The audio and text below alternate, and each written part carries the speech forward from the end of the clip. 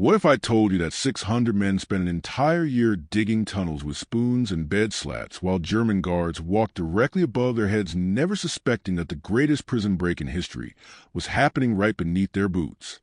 Stalag Luft III was supposed to be escape-proof. The Germans built it specifically for captured Allied airmen who had already escaped from other camps. They studied every previous breakout and designed this prison to make escape impossible. The barracks sat on stilts so guards could see underneath. Seismic microphones buried in the ground detected any digging. Guard towers covered every inch of the compound with overlapping fields of fire. The prisoners looked at this fortress and decided to escape anyway. Roger Bushell was a British squadron leader, with a scar across his face and fire in his eyes. He had escaped twice before and been caught twice before. The Germans warned him that a third attempt would mean death. He organized 600 men and told them they would dig not one tunnel but 3. They named them Tom, Dick, and Harry. These were not crude holes scraped in the dirt. These were engineering masterpieces. The prisoners dug 30 feet straight down to avoid the microphones. They built underground railways using trolleys that rolled on wooden tracks. They stole electricity from the camp and installed lights throughout the tunnels.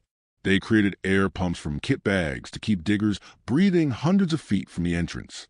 Every spoonful of yellow sand had to disappear. The compound soil was gray. Yellow sand would immediately alert guards. So prisoners designed bags hidden inside their pants that released sand slowly as they walked. They scattered it under the theater building. They mixed it with garden soil. They made tons of evidence vanish.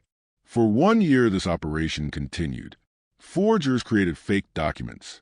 Tailors transformed uniforms into civilian suits. Mapmakers drew escape routes from memory and stolen glimpses of German maps. On March 24th, 1944, the tunnel opened. Men crawled through darkness toward freedom. 76 made it out before guards discovered the hole. Here is where the story turns dark. Only 3 men reached safety. The Gestapo hunted down 73 escapees across Europe.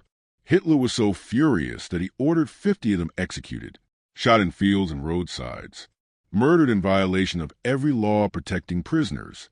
The Great Escape ended in tragedy, but it proved something the Nazis never understood. You can imprison a man's body, but you cannot imprison his will to be free. 600 men chose to fight back with spoons and courage, and that story still echoes 80 years later.